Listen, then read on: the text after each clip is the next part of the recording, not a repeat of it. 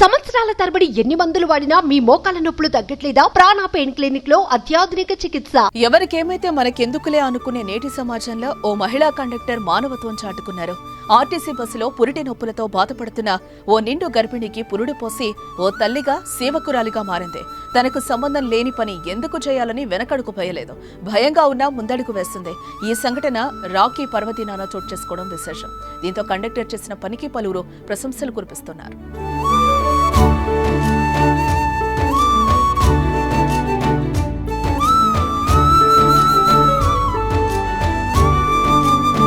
గద్వాల డిపోకు చెందిన గద్వాల వనపర్తి రూట్ పల్లె వెలుగు బస్సులో ఇవాళ ఉదయం సంధ్య అనే గర్భిణి రక్షాబంధన్ సందర్భంగా తన సోదరుడుకు రాఖీ కట్టేందుకు వనపర్తికి వెళ్తున్నారు.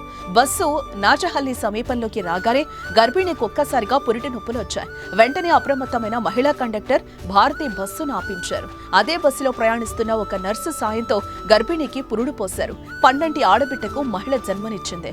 అనంతరం 108 సాయంతో తల్లి బిడ్డను స్థానిక ఆసుపత్రికి తరలించారు. ప్రస్తుతం తల్లి బిడ్డ క్షేమంగా ఉన్నారు.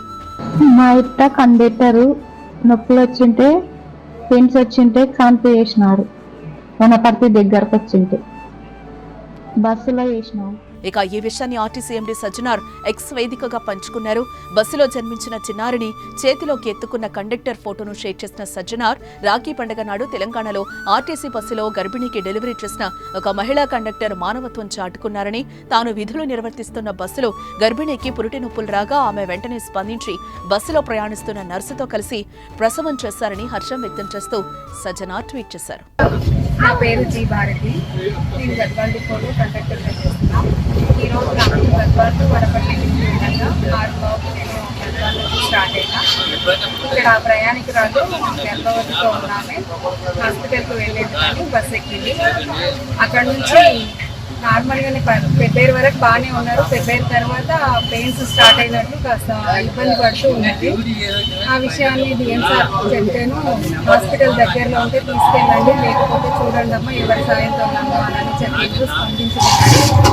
ఆమె హాస్పిటల్కి వెళ్ళి మాకు ఇవ్వలేదు. హాస్పిటల్కి వెళ్ళే టైం కూడా మాకు ఇవ్వలేదు. అందుకే బస్సు సైడ్ ప్యాసింజర్ని దించేసి ఆమెకి ఆడవాళ్ళతో కలిసి కాస్త ఇబ్బంది కలగకుండా తొందరగానే డెలివరీ అయితే అయింది. పాప ఉంది. ఇద్దరు తల్లి పాప ఇద్దరు క్షేమంగా ఉన్నారు. మాకు ఈరోజు జరగడం చాలా ఆనందంగా ఉంది. అది నా చేతుల్లో జరగడం ఓ పక్క ఎక్సైటింగ్గా, ఇంకో పరంగా చాలా ఏం చెప్పాలో కూడా తెలియని విధంగా ఉంది. ఒక పాపని నా చేతి ద్వారా తీసుకురావడం ప్రపంచంలోకి చాలా సంతోషం అనిపించింది నాకైతే.